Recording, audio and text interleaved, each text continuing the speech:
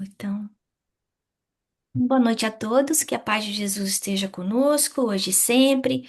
Hoje a gente continua o nosso estudo sobre as leis morais, ahm, que estão no Livro dos Espíritos, e a gente vai estar cobrindo a lei do progresso. Eu vou estar falando um pouquinho mais do que a gente tem dentro do livro, mas como eu comentei anteriormente, é fundamental que cada um leia o conteúdo do livro, porque ele é muito bem feito, muito bem preparado, né? E quem puder, o item da lei, é, das leis morais, ela está na terceira parte do Livro dos Espíritos e o capítulo 7, tá bom? Mas a gente já sabe, então, né, que progresso é uma lei divina, uma lei natural, uma lei moral. Se a gente vai pro Livro dos Espíritos, na pergunta 778, a gente vê que ninguém volta para trás. O progresso é uma lei, é sempre para frente. A gente pode estagnar do nosso progresso moral, mas sempre a inteligência a gente consegue desenvolver um pouquinho, né? Mas como é que a gente progride? A gente progride materialmente e moralmente, a gente precisa de recursos. Recursos, a gente precisa conviver com outras pessoas, a gente precisa ter vontade de mudar, de se conhecer, de crescer, e a gente precisa colocar essa vontade em ação. Então, eu queria que todo mundo tirasse do mudo agora, porque eu queria que vocês refletissem dentro da lei do progresso, quais outras leis, né? Lembra da pilastra CD? Que a Lúcia ensinou pra gente, são as outras leis que vocês acham que estão diretamente ligadas à lei do progresso? E quando a gente está falando progresso, a gente está falando progresso moral e progresso intelectual. Vamos lá, pessoal, rapidinho. Pode escrever no chat se quiser também. Fala, Thaís. Tentando achar aqui o Pilastra CD, achei. Tô pensando, peraí.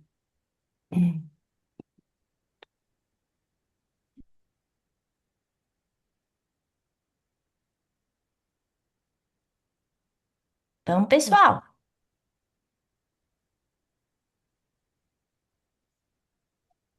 Quais leis que têm a ver com a lei do progresso, é isso? não precisa falar todas. Eu quero que a gente tem mais do que uma, mas eu quero que a gente converse. Qual que tem? Fala uma que vem na sua cabeça. Sociedade, Pronto, trabalho, parou. reprodução. Yeah, perfeito. Sociedade. Por quê? Porque a gente precisa da sociedade para conviver, para aprender. Normalmente a sociedade ela funciona como um espelho da vida. Maravilha. Outra que a Thaís falou, a lei do trabalho. Sem trabalho, e o trabalho, não só o trabalho-ação, mas o trabalho-serviço, como a gente aprende com Emmanuel, são fundamentais para o nosso progresso. O trabalho-ação pode até ajudar a gente no crescimento intelectual. O trabalho-serviço é o que faz o desenvolvimento moral. Maravilha, Thaís. Agora, vamos ver. O que mais, pessoal? Thaís já deu duas. Tem um monte. Vamos lá.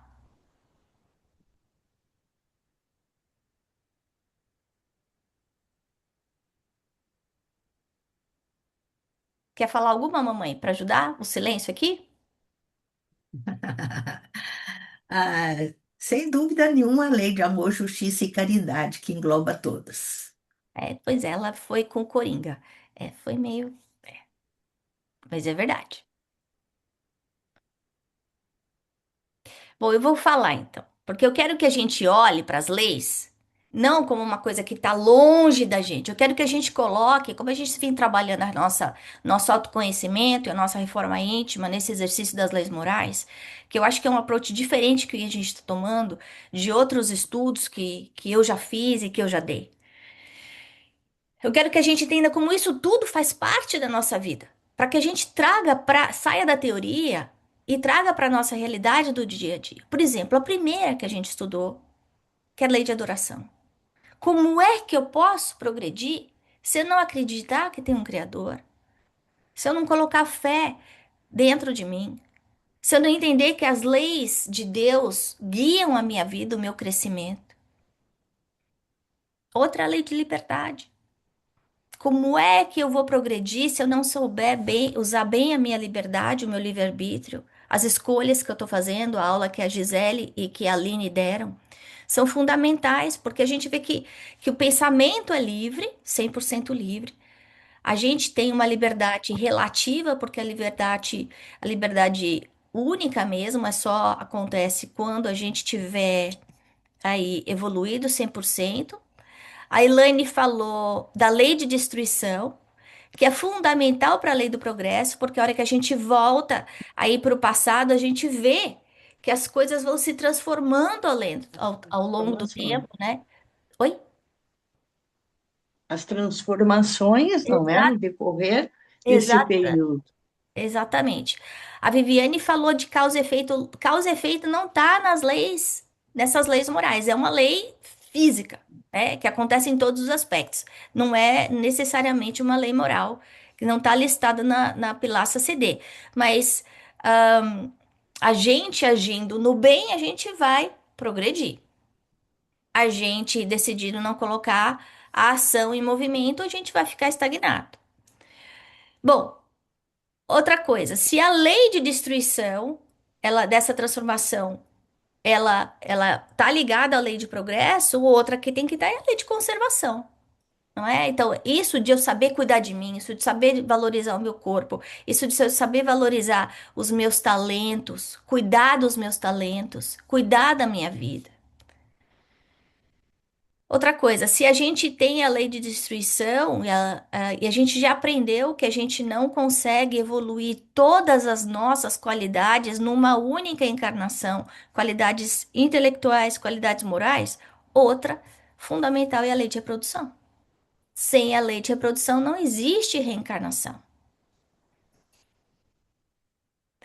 É que todas estão relacionadas, não é? Então, Seria difícil encontrar alguma delas que não tivesse a ver com a lei com essa de hoje, com a lei da moral e a inteligência, a questão do intelectual, não é? O progresso intelectual e moral. Eu penso assim que não dá para separar. pois é, e é Isso. a descoberta que eu quero que vocês façam exatamente, a nossa reflexão. Entender que a lei de progresso, ela tem que estar impregnada em tudo que a gente faz, ela está impregnada na nossa vida, ela está impregnada na natureza o tempo inteiro. Isso tudo que a gente falou, está tudo na natureza, certo?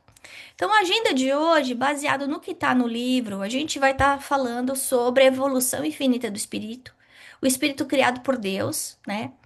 Ele não, o espírito não é infinito, porque ele foi criado diferente de Deus, mas ele é eterno. Isso significa que nós, como centelha divinas, nascemos, somos criados à semelhança de Deus e continuamos para sempre. E se existe uma fatalidade, é essa da pergunta 778, que fala que a gente vai progredir e que a gente vai chegar na perfeição como Jesus chegou. Quando a gente olha para Jesus há 4 bilhões e meio de anos atrás, ele já era perfeito dentro de uma perfectibilidade relativa de espírito crístico, né? Então, a gente tem que olhar para Jesus como esse modelo, como esse guia, como essa inspiração para a nossa vida, mas sem achar que a gente tem que virar Jesus amanhã, porque ele está 4 bilhões de anos na nossa frente, gente. Se a gente for pensar, quando o homem virou homem dentro da Terra, faz o quê? 10 mil anos, de verdade, né? A outra coisa é em relação à influência do espiritismo no progresso da humanidade. Então, a gente tem que entender que não existe condenação eterna, que não existe queda eterna. Da mesma forma que todos nós, como pais amorosos que somos, a gente nunca deixaria um filho ardendo no fogo do inferno para todo sempre? Deus, que é Pai de amor, justiça e caridade, não vai fazer isso com a gente. Então, nesse momento, a lei do progresso é o antídoto, é a cura para qualquer pessimismo, para qualquer depressão, em relação a coisas que eu fiz no passado, em relação a coisas que estão acontecendo no presente ao nosso redor, porque eu sei que o movimento vibratório do planeta está passando por um momento delicadíssimo, né? Nessa transição planetária. A gente vê coisas no jornal, escuta no rádio, vê no social media que a gente pensa, mas como? E não é para a gente desanimar, é para a gente lembrar que lentamente estamos melhorando. A dor, e isso que eu falo que está muito alinhado com os mensageiros, que é o capítulo que a gente vai dar hoje, estudo, primeiro capítulo do livro dos mensageiros. André Luiz usa a expressão do alvião. O alvião é a. Não é pá, é aquela picareta. O alvião é a picareta. Ele compara a dor com uma picareta. Basicamente, essa picareta vai moldando a gente, vai mostrando aquela pureza do diamante que existe dentro da pedra bruta. Então, a gente vendo o sofrimento do lado de fora, muitas vezes essa dor faz com que a nossa raiz profunda se saculeje para o nosso despertamento consciencial. Apesar de a gente ter essa sensação que o mundo está retrogredindo, que está estacionado, não, não tá, não tá. E Deus continua tomando conta de tudo, de todos, o tempo inteiro, né? Então, Jesus está no leme o tempo inteiro do planeta. Então tá tudo certo. Pode não estar tudo bem agora, como não está, mas está tudo certo. Então, o que que é essa lei do progresso? Então, na pergunta 778, que a gente já comentou, a gente vê que a natureza não dá saltos. Então, Darwin já falou isso há décadas atrás, que o progresso faz parte da natureza humana, que o espírito pode até estacionar moralmente, mas tudo que ele aprendeu intelectualmente não vai se perder. Tudo que ele aprendeu moralmente até aquele ponto não vai se perder, né?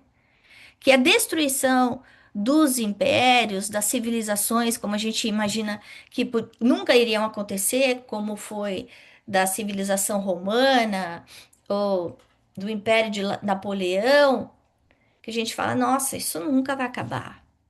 A gente vê que elas se transformam em outras coisas e essas formas sociais antigas dão lugar a formas novas e mais justas à medida que a gente evolui.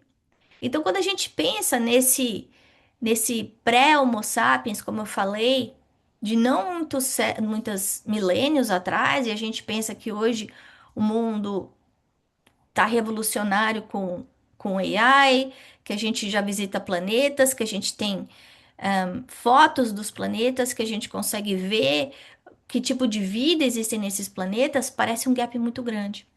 E uma coisa que a gente observa é que à medida que a sociedade vai evoluindo é, intelectualmente, ela tem mais noção do que é errado. Então pode ter gente fazendo coisa errada, mas existe um despertamento consciencial que acontece pela dor em cada um de nós.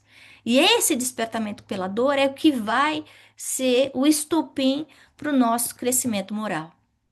Na questão 779 do livro, ele fala assim que o homem, a pergunta, o homem colhe em si mesmo a força para progredir ou o progresso é apenas um fruto de um ensinamento? E a resposta dos espíritos: o homem se desenvolve por si mesmo, naturalmente. Então, a força da vontade colocada em ação. Mas nem todos vão estar progredindo ao mesmo tempo, na mesma velocidade. E a gente vê isso dentro de uma sala de aula. Isso não é novidade para ninguém, né? Então, mas o que acontece? Os que estão na frente da sala de aula muitas vezes são chamados pela professora para ajudar a turma do fundão. Então, o nosso exemplo, a nossa conduta moral tem que continuar alinhada com as leis morais que a gente está aprendendo. Não é porque tem a turma do fundão fazendo toda a bagunça, que a gente, todo estardalhaço que a gente está vendo no mundo inteiro, nos quatro cantos do mundo, que a gente vai se juntar com a turma do fundão. A lei de sociedade é importante para a gente nesse momento, por quê? Porque através dos nossos frutos, dos nossos atos, as pessoas vão conhecer quem somos. Uma pessoa que está fazendo bem vai trazer coisas boas. Uma pessoa que está no caminho errado vai levar a coisas ruins, tristes, problemas, dores, sofrimento. Então a gente tem que prestar atenção nisso. Porque muitas vezes a sociedade, ela tá com os valores contorcidos e a gente passa a achar que é natural roubar, ser corrupto, ser infiel, ter preconceito. Mas a hora que a gente conhece lei de progresso, lei de sociedade, lei de amor, justiça e caridade, lei de reencarnação, de reprodução, a lei de reprodução, não de reencarnação, a gente tem que entender que não pode. Aí, continuando, no livro dos Espíritos, eu acho que essa é a pergunta crucial da aula de hoje. Então, se por acaso vocês esquecerem o resto que eu tô falando, lembra disso aqui. E a pergunta é: por que que no meio de tanta evolução intelectual, de tanta evolução tecnológica, de tanta evolução da medicina, a gente vê tanta barbárie, que parece que a gente está voltando aí para os tempos Primeira da Segunda Guerra Mundial? Por que que a gente vê tanta guerra? Por que que a gente vê fome quando tem mais comida do que tem boca? E aí a pergunta é: o progresso moral acompanha o progresso intelectual? E aí ela fala: não. Ele vem, moral vem do intelectual, mas nem sempre o segue imediatamente. E aí tem um livro que foi escrito por Emmanuel, que eu peguei um pedacinho dele, que é o livro Roteiro, que fala o seguinte: o ser humano ergue arranha-céus, habitações coletivas, todavia, habitualmente ignora como fazer a união das criaturas sem distinção de raças e credos. Criamos o aço que garante a eficiência e a perenidade das construções físicas. Entretanto, experimentamos grandes obstáculos a fim de manter a precisa continuidade da segurança íntima. Temos casas mais fortes, mas o nosso eu interior sente-se muitas vezes desabrigado. Prodígios intelectuais por fora, ódio e egoísmo por dentro. Organizamos associações de vários matizes para defender interesses, mas a solidão na Terra é um flagelo crescente. Destacamos a fraternidade, mas a violência avança. Eis a face dupla do progresso. Por fora, prodígios de raciocínio. Por dentro, a chaga do ódio e do egoísmo.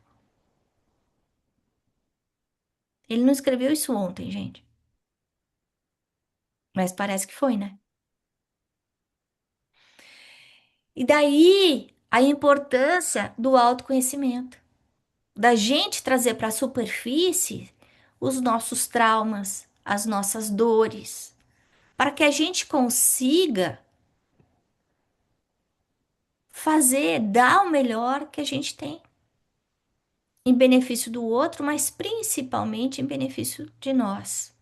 E olha que a gente pensa, né, no progresso, né, não só o progresso individual, mas o progresso, o nosso progresso individual, o individual de cada uma de nós é que vai fazer uma comunidade mais forte, mais coesa, mais amorosa. E a união dessas comunidades vão fazer uma sociedade mais justa. E sociedades mais justas vão criar um mundo mais justo. Mas esse elemento primário, que somos cada um de nós, ele tem que acontecer. Não adianta eu ter 3 pós-doutorados se por dentro eu continuo tendo rancor, sendo egoísta, tendo mágoa do meu pai, da mãe, do irmão, do tio, da avó, do chefe, coisas que aconteceram há décadas atrás. O progresso é individual e por mais que a minha mãe, o meu pai, o meu cônjuge me amem, eles não podem fazer com que eu progrida se eu não quiser. Então, se eu chegar lá em cima, como diz o meu esposo, para conversar com São Pedro, aí São Pedro vai falar: E aí, Ana, como é que foi? Eles vão estar lá, com o livrinho tudo escrito: o que que foi, quais foram as oportunidades que eu tive, as portas que foram abertas, as chances que foram me dadas, as escolas que eu fui, que eu aprendi, que eu estudei. E eles vão ver: Poxa vida, mas você foi, mas você estava dormindo, você estava doodling, você estava lá só de corpo físico, mas cabecinha estava pensando no jantar, no filho, no problema, no shopping. E aí, o que que você deu de fruto disso tudo que foi dado para você? E a gente vê aí um momento em que, obviamente, a civilização nunca foi tão avançada, mas a dor moral é tanta que o índice de suicídio, de saúde mental, nunca foi tão alto. E nunca foi tão alto percentualmente. Claro, tinha que ser mais alto porque hoje tem mais gente viva do que tinha há um século atrás. Mas é por quê? Porque as pessoas procuram a felicidade só nas coisas perecíveis. E na hora que o aguilhão vem, a dor vem, a prova vem, a gente muitas vezes não dá conta. Então, continuando, a pergunta 780, A e B. Algum comentário, alguma pergunta antes da gente continuar? Como pode o progresso intelectual engendrar o progresso moral? Fazendo compreensível o bem e o mal. Então, o homem pode escolher. Ele tendo mais conhecimento, ele pode escolher. A ignorância é uma bênção, gente. Que quando a gente não sabe, a gente está fazendo as coisas erradas sem ter noção. A partir do momento que eu aprendi que aquilo é ruim, dentro da minha consciência vai ficar aquele alarmezinho tocando, falando: Ah, não é assim, Rosaura. Ah, não é assim, Bruna. Então, a gente presta mais atenção no livre-arbítrio. Aí ele fala assim: o livre-arbítrio acompanha quer dizer, o desenvolvimento do livre-arbítrio acompanha o da inteligência e aumenta a responsabilidade dos atos. Então, o progresso moral, ele é consequência do progresso intelectual. Como é nesse caso que muitas vezes sucede que povos mais instruídos, que sejam os povos mais instruídos os mais pervertidos também? E aí ele comenta: o progresso completo constitui o objetivo.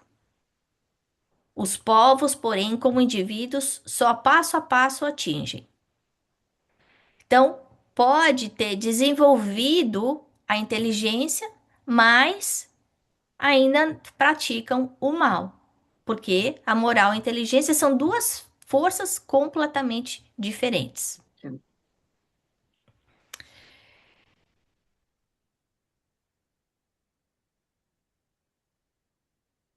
A única chance da gente fazer esse processo de autocura pessoal, da nossa família, da nossa sociedade, é a hora que a gente começar a praticar os ensinamentos de Jesus, né? Que a única solução é o amor. Não adianta. É o amor, é através do amor, é através do perdão que a gente vai trazer a paz. Então, eu queria que a gente pensasse aqui. Vocês conseguem pensar no seu dia a dia pessoas que são extremamente inteligentes, mas que moralmente não são? Levanta a mão, por favor. Dentro de casa, fora de casa. Não precisa. É muito real isso. Então fica muito clara que existem aí duas asas para a gente conseguir voar, né? É, a gente já viu que a inteligência nos dá um meio para a gente distinguir o bem do mal, né? Por isso que a inteligência vem antes, o progresso da inteligência vem antes do moral. Mas a moral, que eu acho que esse é o ponto importante, é uma escolha que a gente faz. E essa escolha de fazer o bem, ela é a todo instante. Quando tem gente olhando, mas principalmente quando não tem ninguém olhando.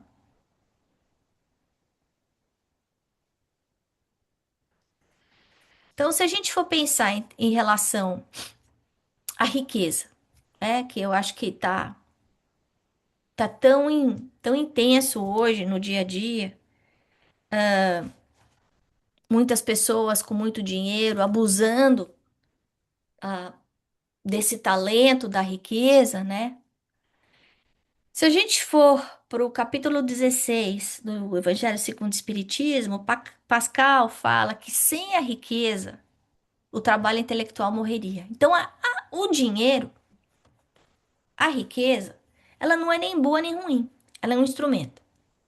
E é um instrumento que é usado através da lei do progresso, através da inteligência, como um recurso, um combustível que vai alavancar os descobrimentos que a gente precisa. Gente, como é que seria o Covid se não tivesse dinheiro? A descoberta de novas vacinas, o transporte, como é que seria a saúde pública, as escolas, as faculdades, as grandes descobertas, tanto no microcosmo quanto no macrocosmo, na cura de doenças ou desvendando aí mistérios do universo. Então, ahm, a gente percebe que essa prosperidade material é importantíssima.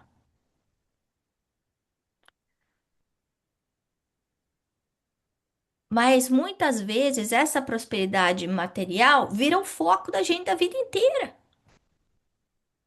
E o moral é a antítese disso, porque o moral fala: olha, você vai ter que dominar as suas paixões, você vai ter que dominar o seu egoísmo, o seu orgulho, a sua prepotência, a sua ambição.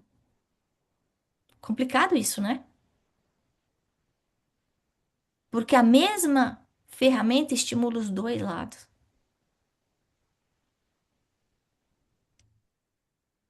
E aí a gente vê, muitas vezes, a inteligência, a tecnologia sendo usada para os dois lados também. A gente vê uma energia limpa de uma usina nuclear, ao mesmo tempo que a mesma tecnologia é usada para uma bomba atômica. É um progresso intelectual imenso, independente do moral. O uso é moral. Então, se a gente for voltar para o nosso dia a dia, para o nosso livre-arbítrio, né? Como é que a gente está usando esse progresso moral que está ao nosso alcance? Por exemplo, a tecnologia de poder fazer uma aula virtual. A tecnologia de poder trabalhar virtualmente. E a gente sabe que isso pode ser uma bênção em vários aspectos, ou eu posso abusar dessa possibilidade. No caso do trabalho, eu posso falar que eu trabalho ou que eu não trabalho em três lugares diferentes, como a gente tem visto isso no mercado. No caso do estudo, eu posso fingir que eu estou estudando, mas estou fazendo outra coisa, né? Então é importante a gente ter essa consciência moral que eu comentei, que é esse agente de decisão que cada um de nós vai ter que ter no uso do nosso livre-arbítrio. E aí vem a reencarnação, né? E o seu papel no progresso, né? A gente viu a lei de reprodução, né? Primeira coisa, porque a gente já falou, uma única vida não é suficiente para a gente chegar à perfeição que Jesus falou para gente, né? Do sede perfeitos como Pai.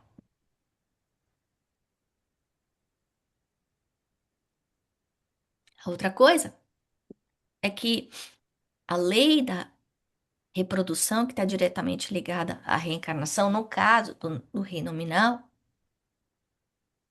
a gente vê aí, como acho que foi a Viviane que falou, o reflexo das nossas escolhas de passado, né? Nós somos aqueles que fizeram as coisas feias no passado.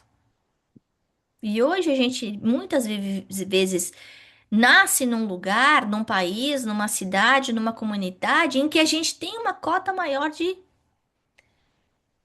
dívida e que a gente tem que fazer mais.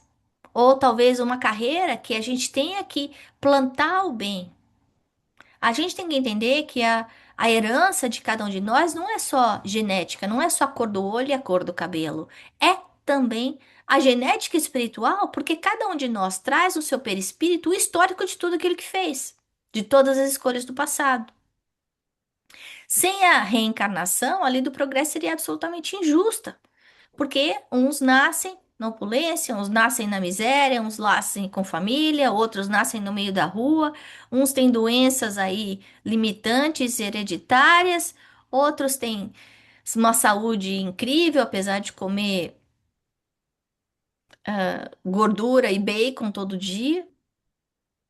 Então, nós somos os nossos próprios antepassados. A gente olhando por esse espelho retrovisor, a gente percebe que nesses séculos que antecederam a gente plantou muita dor e sofrimento no passado e que agora a gente está aí colhendo muitas das coisas que a gente fez.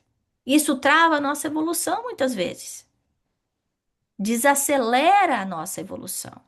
E a primeira, o maior obstáculo de todo, segundo o Livro dos Espíritos, na questão 785, é qual? O orgulho e egoísmo. Ponto. Inclusive, no Evangelho, no capítulo 11, no item 11, Emmanuel fala do egoísmo. O outro aspecto é que, pela falta de moral, mas muita capacidade de inteligência e manipulação dos homens, muitas vezes os avanços são cristalizados dentro de uma sociedade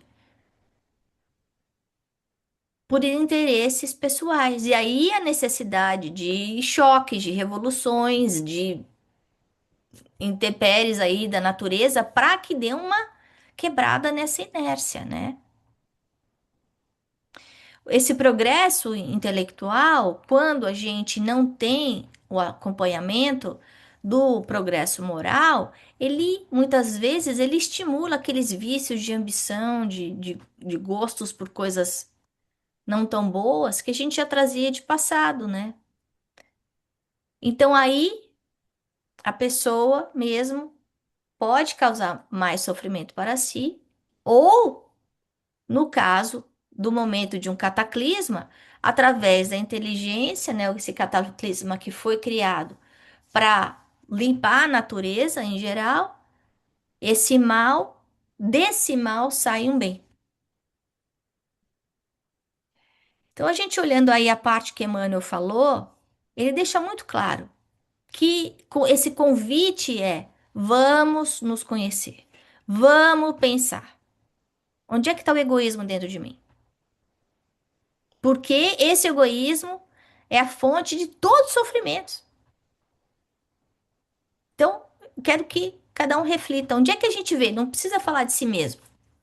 Onde é que a gente vê egoísmo no dia a dia? Eu vou dar um exemplo do Chico. Chico estava lá na feira, Chico Xavier, na feira, pegando tomate. Aí ele pegava um tomate bom, um tomate mais ou menos. Tomate bom, tomate mais ou menos. Aí o feirante fala para ele: mas Chico, por que que você tá pegando tomate ruim? Ele fala: porque se eu pegar todos os bons, não vai sobrar bom para ninguém.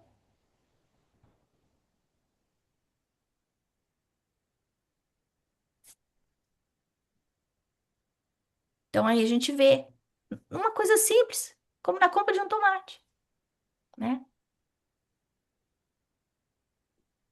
Alguém quer comentar algum exemplo de egoísmo que está na nossa cara e que é muitas vezes tratado com naturalidade?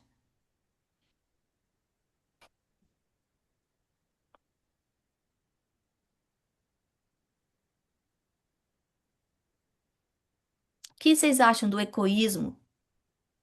de casta, de nacionalismo, de cultura, de etnicidade.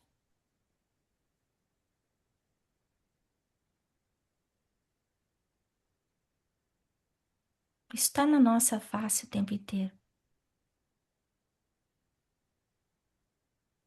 Às vezes até o egoísmo da gente na hora de doar as coisas, porque a gente quer doar uma coisa e a gente pensa, puxa, mas essa bolsa é muito bonita, eu não vou doar o refugiado uma bolsa dessa, eu vou dar para alguém que valorize. Gente, até na hora de dar, a gente é egoísta. Uhum.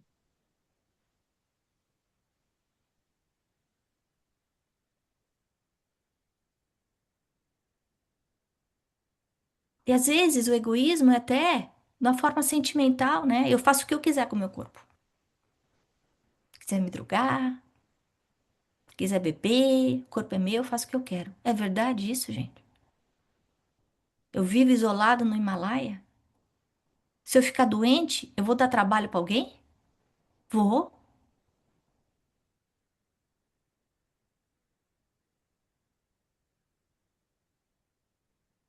E aí a gente vai no extremo, né? Se a gente for pensar, até no momento de um suicídio, é uma forma de egoísmo, é uma doença mental, é um desequilíbrio mental, precisa de ajuda psicológica, médica e espiritual. A gente sabe disso. Mas e a dor que eu vou causar nas pessoas que me rodeiam? No meu pai, na minha mãe, nos meus irmãos, nos meus filhos. Tô pensando nisso?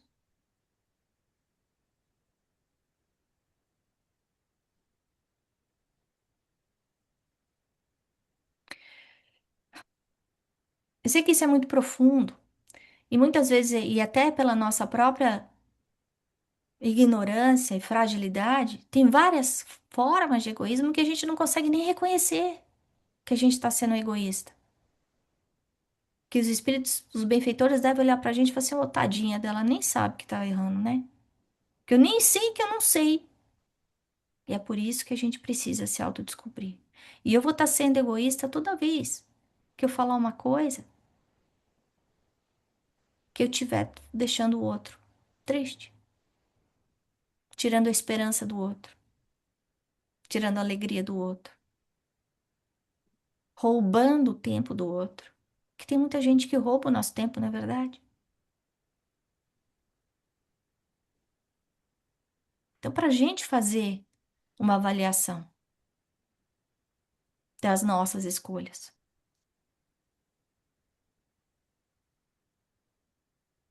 Então, a gente vê dois tipos de leis, e esse daí não está no livro. É só que eu quis dar um pouco mais de avanço aí na lei do progresso, que eu acho que é muito importante. Então, a gente tem as leis humanas, que são falíveis, são temporárias. E historicamente são leis feitas pelos mais fortes para em benefício próprio. E tem as leis divinas, que são as leis ideais. A lei natural, a lei divina, é lei imutável, é a mesma para todo mundo, não importa onde eu nasci, pode ser aqui ou em Bangladesh, não faz diferença nenhuma, né? E aí, se a gente fica pensando, mas se Deus já criou a lei divina, por que que eu preciso das leis humanas? Por que que vocês acham que a gente precisa de leis humanas, gente?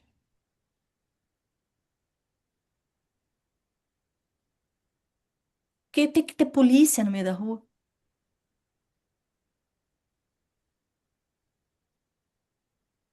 É justamente porque a gente não é evoluído o suficiente para seguir a lei de Deus. A gente ainda não entendeu, então a gente precisa de alguém para pôr uma ordem no caos que a gente mesmo causa, né? Pela Uhum. nossa ignorância. Exatamente, é aí essa infância da humanidade em que a gente vive, que a gente precisa estar lá, né? Muitas vezes com alguém atrás da gente para dar uma palmada, para falar: não, Ana, não pode, você não pode fazer isso. Mas aí a gente abusa dessas leis muitas vezes, né? E a gente tem histórico de passado, de feudalismo, de escravidão, de ditaduras. Mas aí chega o progresso moral e fala assim: não. Não tá certo a gente pegar uma pessoa da família e sumir com ela, porque ela não concorda com a sua visão socioeconômica, sociopolítica e econômica. Não tá certo. Então aí vocês estão vendo a diferença do lado moral? Essas leis humanas são temporais. E à medida que o homem se eleva, compreendendo melhor a justiça, com J maiúsculo, né, os direitos e os deveres, a gente vê que essas leis vão se modificando, né? Que é um sinal de progresso da humanidade, né? Então a gente está corrigindo erros de passado que foram criados pela nossa própria barbárie mesmo. E daí vem a importância da educação do ser. E aí eu vou parar para fazer outra pergunta para você. O que que significa a gente se autoeducar? Vamos lá, pessoal. Autoeducar, educação do ser, significa eu fazer 3 doutorados?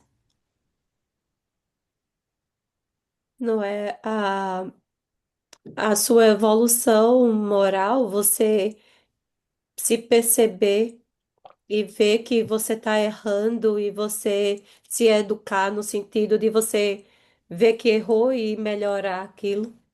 Exatamente. Exatamente, ideia. Então é a diferença, né? Que eu falei era essa instrução do intelecto com essa educação, que é educação moral, a Viviane falou aqui. É o desenvolvimento das nossas virtudes. É a gente tomar consciência.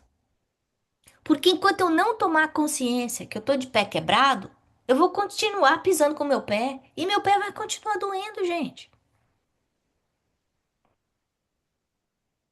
Então a sociedade ideal não é aquela que tem mais polícia. É aquela que tem menos polícia, porque a lei moral já está na consciência das pessoas e não precisa de ninguém ficar atrás da gente, como a Aline estava falando para nós. Uma sociedade que está moralmente doente, ela precisa de leis mais severas para conter a desordem, né? Mas quando a lei vem punir o mal já foi feito. Então, o nosso papel como espiritistas é a gente plantar o bem. É educação de nós mesmos, a reeducação. E a gente escutar do nosso filho, do nosso cônjuge, falando: puxa, você não fazia isso antes. Você mudou. Eu não sei o que que você está fazendo naquele centro lá, mas você mudou. Mudou para melhor.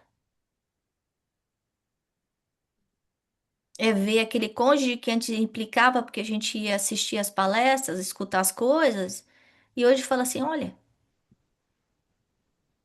você quer ir? Eu acho que você devia ir, porque tá te fazendo bem. É a gente parar de ficar pensando só qual é a escola que tem que mandar o filho e educar o filho a saber dividir, a saber dar em vez de só pedir, a saber estar presente, a ter empatia, a falar obrigado, a pedir desculpa, a parar de fazer lista de Natal.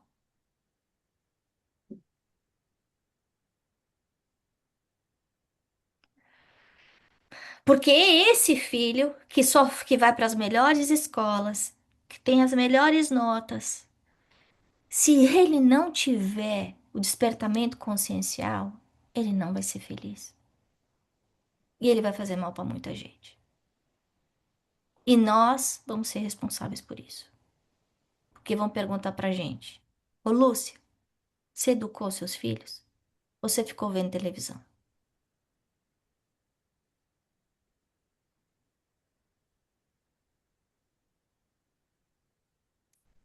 E daí é que vem a importância da família, a importância do evangelho no lar, da convivência, do trato. Porque se eu criar um lar onde existe violência moral, o que que é violência moral? É um gritar com o outro, bater porta, jogar copo. É isso que eu estou ensinando para os meus filhos. E muitas vezes a gente acha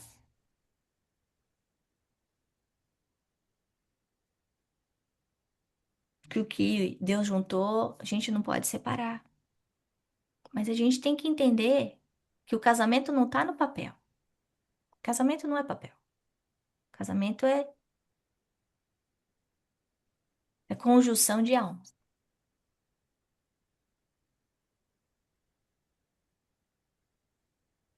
E a gente se perguntar qual é o exemplo que eu estou dando para o meu filho.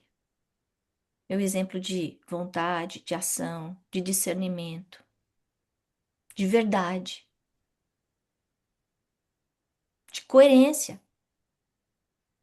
Coerência entre o que eu falo com o que eu faço.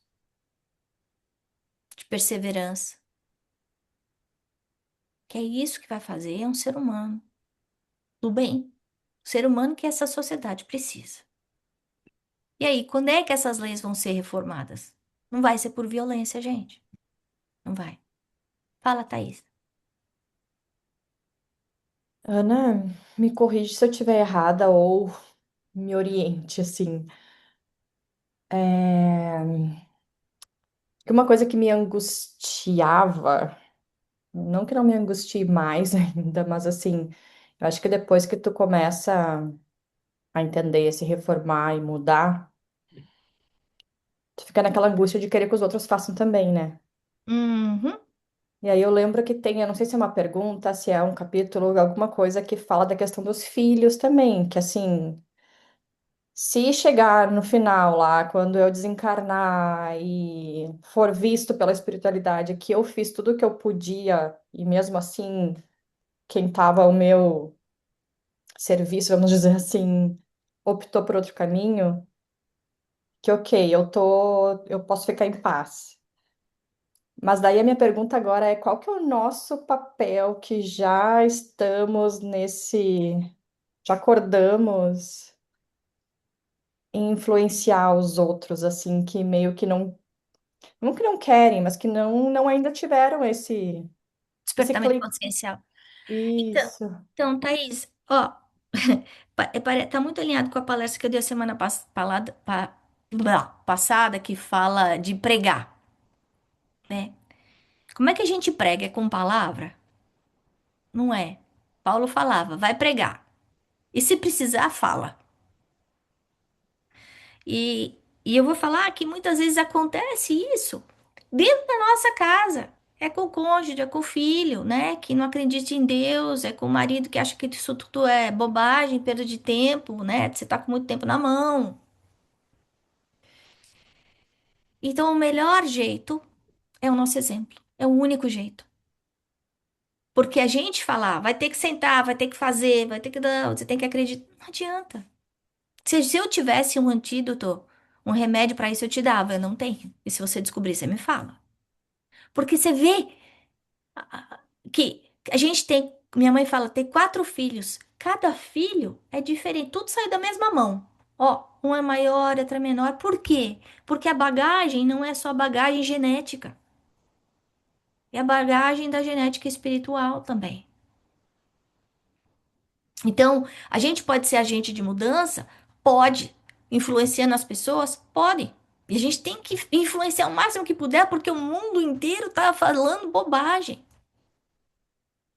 Então, se a gente tiver 15 minutos, meia hora de qualidade com os filhos por dia, é muito. E a gente tem que plantar sementinhas boas. A gente tem que plantar a sementinha do amor, do respeito, da esperança. Mas aí o resto do tempo a gente planta através dos nossos atos. Plantar a semente das leis morais, né? No sentido, no caso. Exatamente. Como é que eu vou falar pro meu filho ele não mente se eu minto? Por exemplo, eu tô chorando, meu filho vem conversar comigo. Tá tudo bem, mamãe? Tá tudo bem. Ele tá vendo que eu tô chorando. Isso é incoerência. O que que eu tô ensinando pro meu filho? Gente, o que que eu tô ensinando pro meu filho? Se ele tá vendo que eu tô chorando, ele pergunta se tá tudo bem, eu falo que tá. Que é pra esconder as emoções. Que emoção não é importante. Isso é verdade? Não. Mamãe tá triste. Já já melhora.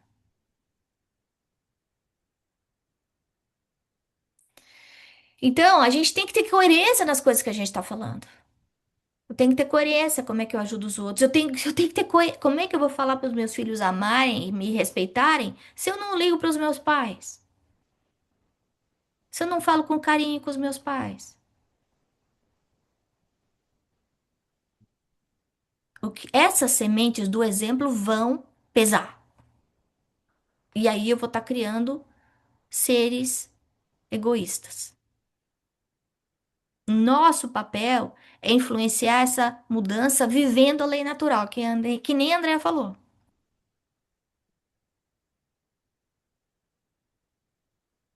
Então a gente vai vivendo, servindo, confiando e sabendo, Jesus está no leme, tá tudo certo. Pode não tá bom, mas tá tudo certo. Então quando a gente pensa na nossa escalada, né, dos mundos, a gente está muito no começo, gente. Até ontem a gente era tudo peludo, ainda sentava no chão para fazer fogo, vivia em caverna, não faz muito tempo. Foi um pouco antes de Jesus. A época de Moisés, aí o povo ainda era bárbaro, gente.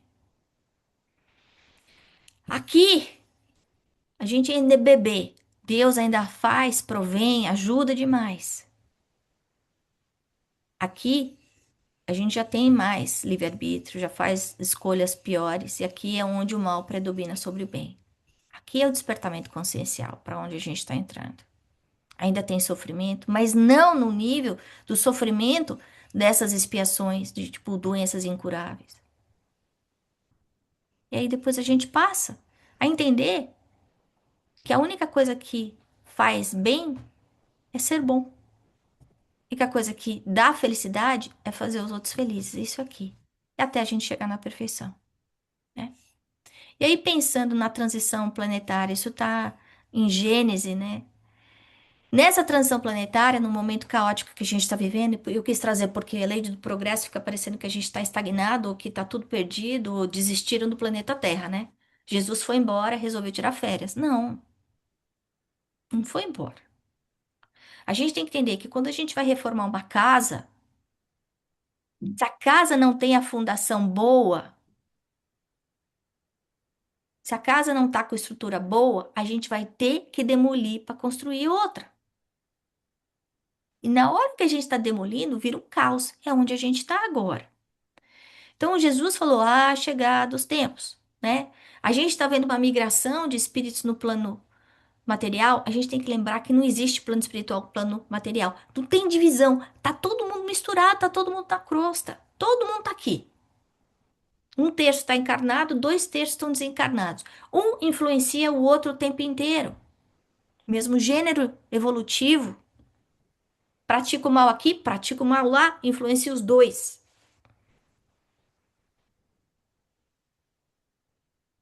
Então, como a gente já viu no livro dos Exilados de Capela, a gente vê que chega uma hora em que eles têm a chance de encarnar para ver se tá bom, vamos ver se tem despertamento consciencial. Não tem? Ó, tá bom, então vamos voltar para trás. Vamos voltar para um lugar onde você vai ter que aprender o beabá, porque a gente está na hora da multiplicação e você não aprendeu ainda nem a tabuada. Sabe nem somar e diminuir. Então vamos voltar. E a hora que você aprender, tudo bem. Você volta para cá e alcança o povo, né? Então, tem espíritos rebeldes que não querem o progresso? Sim, por quê? Por egoísmo. Eu não tô, eu gosto de fazer coisa errada. Não tem gente que gosta de fazer coisa errada, gente? Encarnado? Tem desencarnado também. E aí tem que vir aquele sofrimento do aguilhão pro despertamento pela dor, despertamento pelo sofrimento, que ele mesmo está causando, que nós mesmos estamos causando, né? Então a gente tem que lembrar que a Terra, como fala Kardec na Gênese, é escola. Em escola a gente aprende. A gente não vem para a escola para sofrer.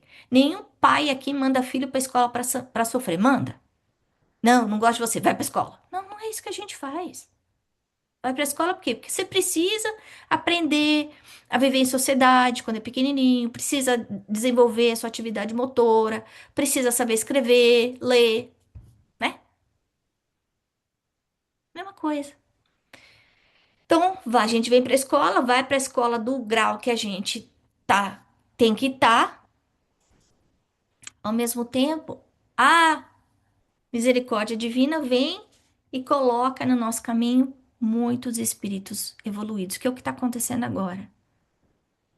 Centenas de espíritos muito mais evoluídos que a gente, que não precisariam reencarnar na Terra, vindo para ajudar o desenvolvimento do planeta, mas principalmente combater o materialismo. Porque o espiritismo vem aí como esse antídoto do materialismo, porque ele matou a morte. Existe a vida futura. Ponto. Existe. Todo mundo que está aqui, a maior parte tem mediunidade, já sabe. Não é novidade para ninguém. A vida continua. A gente tem que achar tempo na nossa agenda para ter a vida espiritual. Não adianta eu só querer fazer ginástica, encontrar com os amigos, beber, trabalhar. Não adianta. A gente não vai ser feliz. E aí vem a dor como um aguilhão. E aí esse combate ao materialismo, essa paixão pelas coisas, né? Esse interesse pelo que é temporário, muda pelo interesse do que é real e duradouro, que é voltando ao capítulo 1 do livro dos Mensageiros, em que André Luiz entende, puxa, minha família não é mais a minha família consanguínea, minha família agora é a família universal. Poxa, eu não gosto mais de encontrar com as pessoas e ficar fofocando. Não me dá prazer falar mal dos outros, nem ficar escutando as desgraças dos outros e nem contando as minhas desgraças e sofrimentos. Não quero isso pra mim. A gente tem que lembrar que o progresso vai vir devagarinho. A natureza não dá salto. Então, muitas vezes exige aí que venham gerações para que esses velhos hábitos morram. E aí eu botei esse véu para que tirar o véu da ignorância, né? Então se apaga aquela instituição corrompida e vem espíritos mais evoluídos que ajudam a gente a fazer essas mudanças aparentemente mágicas, mas fundamentais para modificar o mundo para que ele fique um mundo melhor, né? Então essas vitórias, elas são gradativas, são individuais. E se a gente puder voltar para a pátria espiritual pensando, puxa, tô voltando menos egoísta, tô voltando menos ambicioso, tô voltando menos apegado. É uma vitória pra gente. Ou eu fiz de um inimigo um amigo, consegui perdoar meu pai. Então, o nosso objetivo aqui é corrigir os nossos erros, não dos outros, é os nossos, porque cada um é responsável pelo seu.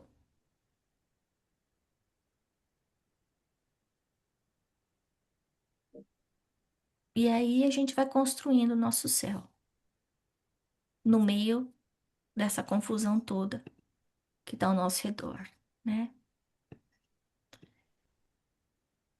Os espíritos poderiam estar apressando, né, com fenômenos. Enfim, Jesus podia aqui descer na terra e falar assim, irmãos, não existe milagre, gente. Da mesma forma que a gente não pode dar alimento sólido para um bebê, um recém-nascido, a gente vê que mesmo Jesus, ele pegou lá 12 apóstolos que estavam bem mais ou menos, né? Mas que depois que fizeram as bobagens de negar, de fugir, de se esconder, eles se arrependeram. E consertaram. Mesmo o Judas Iscariotes, né, voltou aí diversas vezes, depois de ter sofrido muito tempo no Vale dos Suicidas, e se redimiu. Muitas vezes é essa dor que a gente precisa passar para o nosso despertamento consciencial. E aí a gente vem aqui já com o terreno preparado para a gente. Conhecimento, ou melhor, a informação está disponível para a gente. Agora falta aí a gente trazer esse conhecimento para dentro de nós, para que a gente tenha o nosso próprio mérito, né, de crescimento. Então, para fechar nossa discussão de hoje, né, a gente vê que o progresso da humanidade, ele vem de duas asas, a asa moral, que é a maturação, a maturidade do espírito, no aspecto do controle das suas paixões, e a parte intelectual, que é muito mais fácil de ser atingida, e que agora a gente está junto aqui para trabalhar nossa mudança interior. A gente está sendo convidado para ser esses trabalhadores da última hora, de mudar a nossa história, né, de alavancar coisas boas para os outros, de transformar o nosso interior, entender aí que, continuando com orgulho e com egoísmo, a gente vai criar sofrimento para a gente. Mas principalmente, eu acho que o Espiritismo é uma mensagem extremamente, de extrema esperança, né? Porque ele convida a gente a sair da cadeirinha da vítima, do sofrimento e falar: mãos à obra, vamos trabalhar, vamos servir, vamos estudar, vamos olhar no espelho e pensar: o que que eu fiz hoje? O que que eu quero fazer hoje? Como é que eu quero agir hoje? Todos os dias, né? E eu botei essa arvorezinha porque da mesma forma que uma árvore, uma plantinha precisa ser cuidada todos os dias, precisa ser fertilizada, precisa ter aguinha, sol, enfim, um solo bom. A nossa reforma íntima também. Não dá pra gente abandonar a nossa reforma íntima. Não, esse mês eu não vou trabalhar minha reforma íntima. E a gente vai aí de passos pequenininhos dentro da nossa lei de progresso, né? Talvez seja de segunda-feira eu não vou gritar com os meus filhos.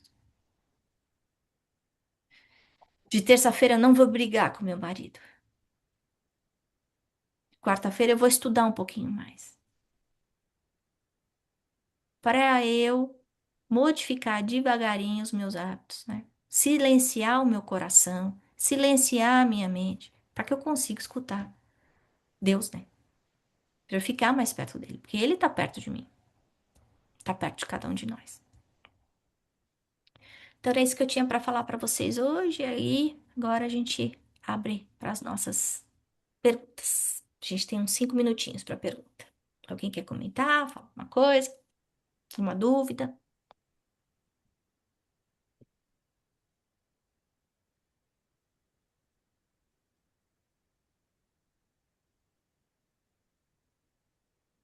Nossa, a aula foi tão fácil, tão boa assim, ninguém tem dúvida. Foi boa mesmo.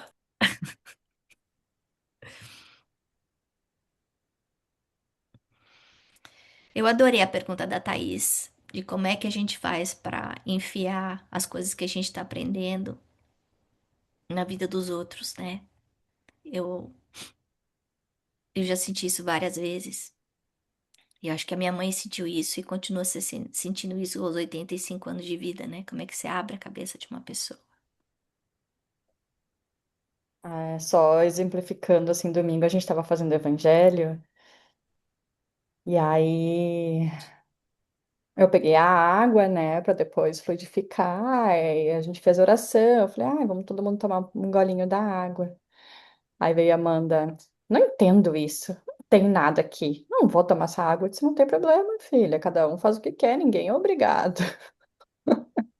Tentei E explicar para ela, aí óbvio que nós três tomamos, ela quis tomar também. eu vou te mandar depois um filminho falando de como a vibração altera a água, mas é exatamente isso que você falou, né? Pelo exemplo, tá todo mundo fazendo. Eu não sei se vocês, quando tiverem experiência com o filho pequeno no pré-maternal, que em casa você tentava dar uma comida e não comia, por exemplo, banana. O meu filho não comia banana e nem iogurte. Ia para a escola, eles faziam um amassado de banana com iogurte e o Dito adorava banana com iogurte e tomava, não só banana com iogurte, pera com iogurte, e eu pensando, mas em casa não come. Mesmo comprando a mesma banana e mesmo comprando a mesma marca de iogurte, né? E aí é o peer pressure, Mas é né? engraçado que daí ela lembrou, ela disse, então é aquela chuvinha de amor que faziam na evangelização que vai. Eu disse, é isso mesmo, alguma coisa ficou naquela cabeça dura. Né? E aí, de repente, você vai, ensina, manda. Quando ela tiver 17 anos, fala assim: Eu não acredito mais em Deus. O que que você vai fazer? Você já botou a semente. E aí, se os valores morais estão aí dentro, é isso que é importante. Porque tem uma fine line que é você também não ir de contra ao livre-arbítrio da outra pessoa, né? Pois se Deus deixa a gente ter livre-arbítrio, como é que eu não vou deixar o outro ter? Dentro de casa, a gente tem que ter aí só os limites, porque o seu direito termina onde começa o direito do outro. Exatamente. Então, eu tô querendo fazer evangelho. Você falar pra mim, não, você não vai fazer? Não. Não tô te incomodando, né? Outra coisa que eu acho que é importante é, com criança, a gente vive numa geração que criança tem muita vontade, né? Na nossa vida, a gente tem certeza que nenhum de nós, assim, mais velho, a gente não podia escolher cor de tênis, né? Tipo de roupa, era o que tinha. A mãe ia lá, comprava, era essa daí, gostou, gostou, não gostou, não usa, né? Não tinha isso, não, tem 5 pares de tênis. Tinha um tênis, tinha um casaco, né? Mãe mandava falar, agora tá hora de escovar o dente, a gente não falava, não, não quero, você vai escovar o dente. E hoje a gente está numa uma geração de filhos com muito mais vontade do que a gente teve, né? Então eu acho que aí só vem também essa inteligência emocional que nós, como pais, temos de ter para entender o que a criança pode ter vontade e o que não pode. Porque se ela falar, eu quero só comer batata frita todo dia e hambúrguer, você vai falar, não, não pode, porque você vai ficar doente. Ponto, acabou. Você pode comer hambúrguer e batata frita uma vez por semana. Enfim, aí cada um com a sua regra, né? Mas o meu ponto é, a criança não tem discernimento, não tem conhecimento para tomar decisões que ela não está pronta para tomar. E a gente não pode empower uma criança para tomar uma decisão que ela não está pronta para tomar. E aí, senão, como pais, a gente vai ser responsável. Faz sentido? Por isso é que Jesus fala que nós somos co-criadores. Nós, principalmente até a adolescência, na infância, muito mais, mas até a adolescência a gente está ainda manipulando esse serzinho para que ele seja uma coisa melhor do que ele foi no passado. Ele precisa da gente e é nossa responsabilidade. Mais algum comentário antes da gente encerrar?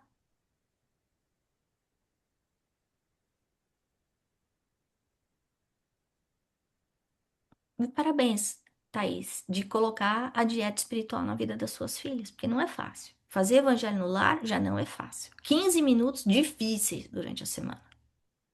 E com filho, isso é triplicado, né? Mas eu tenho certeza que isso vai fazer muita diferença na Pronto, vida. desculpe interromper, mas eu gostaria de fazer uma pergunta. Minha câmera está fechada aqui. Eu Fala, não tô, querido. tá? Deixa eu falar.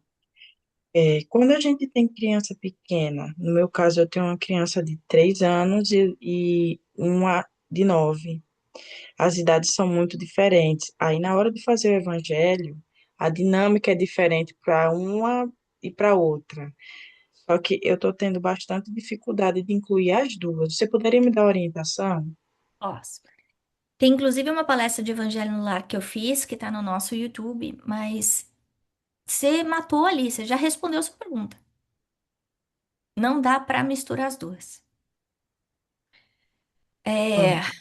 então, o ideal é você ter um evangelho infantil para de 9, né? E ter uma conversa, talvez seja um livrinho com a de 3. Historinhas espíritas, sabe? De boa moral. É, eu não tô lembrando. Thaís, me ajuda aqui com os nomes, que meus filhos já cresceram faz muito tempo. De historinha de moral. Tinha o Timbolão, tinha do Carneirinho que queria trocar o pelo dele. Tem várias historinhas. Fala, Thaís. Não, não lembro. Tem vários E livrinhos que você. tem um que é da turma da Mônica. Eu Esse, tenho. esse Ah, evangelho, é que para de 3 eu acho que é muito cedo. Eu acho que hum. para de 3 é melhor você ler uma historinha mesmo, um livro de história espírita, como esses que eu tô lembrando, que foi coisas que me marcaram, imagina, que eu li quando era pequena, né? Então faz 50 anos. E aí. bem o aspecto moral por trás das histórias. No caso, a mãe contando a história para o filho e comentando, né? Porque de 3 anos não consegue ler, mas gosta de escutar a história. Então, a gente tem que atender aí a altura da audiência, né? A de 9 anos, o Evangelho da Mônica, que a Thaís está comentando, é uma boa opção. Existem várias opções aí de evangelho espírita. Eu comprei agora para o centro uns. Já vendeu da FESP, que é Evangelho no Lar com crianças. Se você procurar, você acha. Eu acho que com ela funciona uma ideia, uma coisa assim. A Elaine tá falando que o da Mônica fazia com as filhas dela e elas gostavam bastante. Outra coisa que. Fala, mamãe. Com criança funciona muito bem refletir sobre as parábolas, porque cada parábola de Jesus é uma historinha linda e está bem no nível do entendimento delas, né? Eu não sei se entraria e se é tudo bem, assim, para a questão Não, da. você não vai ler textualmente, você vai contar. Não, é isso que eu ia dizer, vídeos. Tem muitos canais no YouTube que fazem historinhas das parábolas. Isso Sim, ajuda muito, assim. Eu uso é, muito com as meninas também. é.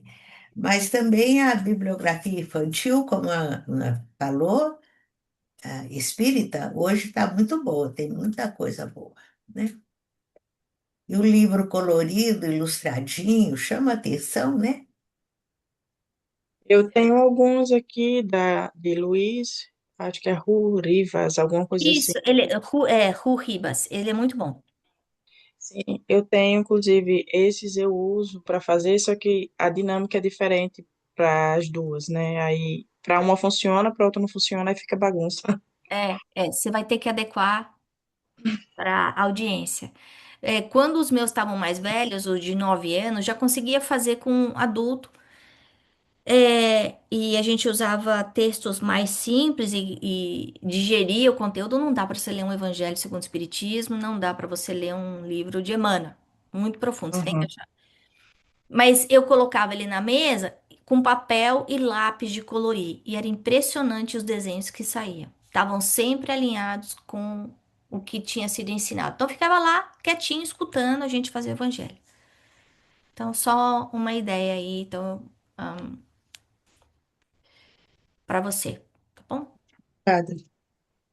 Bom, vamos encerrar que tá na hora. Daqui 10 minutos começa o outro estudo.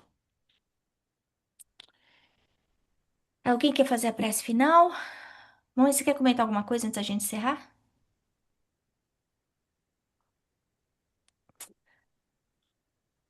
Thaís, se você puder colocar no grupo os livros que você está usando para evangelizar, pro Evangelho no Lar também, além do da Mônica, que aí as outras mães têm também. Ah, você sabe de uma coisa? Enquanto você estava falando, teve uma hora que me ocorreu um detalhe que eu considero muito importante. No mundo moderno, está muito em voga as terapias, terapia individual, terapia de grupo, né? Muito saudável, toda busca de autoconhecimento é bom, mas a gente tem que ter muito cuidado com terapeutas materialistas, porque eu vejo isso muito na internet. A bandeira do primeiro eu, segundo eu, terceiro eu. E toda conversa, toda leitura, toda terapia, qualquer coisa qualquer informação que chegue para a nossa mente, para o nosso coração, a gente precisa fazer aquela comparação com os ensinamentos de Jesus. Então, combinou com o que Jesus ensinou? Ótimo. Não combinou, a gente descarta. Obrigada. Alguém quer fazer a vibração, a prece final?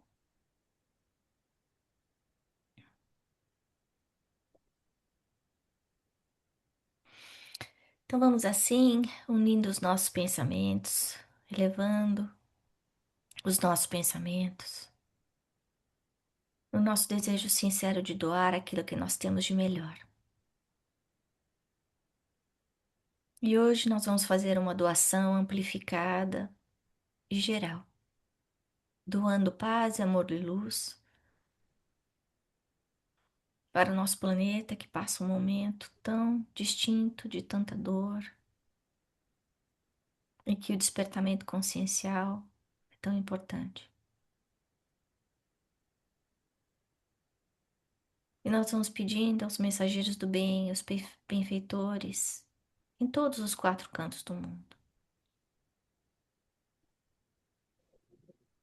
que ajudem nesse despertamento consciencial dos líderes de todos os países, líderes de comunidades, líderes políticos, pessoas de decisão que têm nas suas mãos a vida de tantos, para que eles tenham consciência da sua responsabilidade, que impregnem seu coração no desejo de servir, de fazer o bem, de ajudar. Nós vamos pedindo pela implantação do Evangelho no coração dos homens, nesse momento tão importante dessa transição planetária. Vamos pedindo, Senhor, pelo suporte amigo a cada um de nós, pois nós sabemos que a quem mais foi dado, mais será pedido. Para que os benfeitores nos ajudem, protejam os nossos lares, para que nós consigamos, Senhor, lutar contra as nossas próprias imperfeições, vencendo as nossas fragilidades.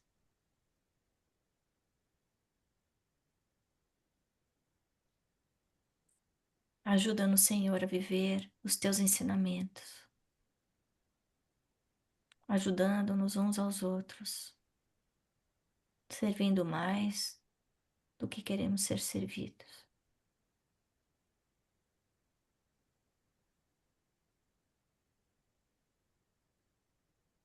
Ampara-nos, Mestre, da nossa escalada evolutiva, para que nós possamos acertar mais e errar menos. E possamos ser obreiros da última hora, onde quer que estejamos. E assim, felizes e agradecidos por essa noite, nós pedimos aos benfeitores espirituais que fluidifiquem as nossas águas, colocando nos nossos copos, nas jarras, todas as energias curadoras que necessitamos para o nosso equilíbrio físico, moral e espiritual. Pedimos pelas nossas famílias, por aqueles que nos preocupam mais, para que sejam protegidos e amparados. E assim nós te agradecemos, Mestre, por tudo que recebemos, principalmente pelo suporte magnético invisível, pelas sugestões, pelo amparo e pelo amor e misericórdia do Pai. E assim vamos agradecendo aos benfeitores de todos os centros, dizendo graças a Deus, graças a Jesus, amém.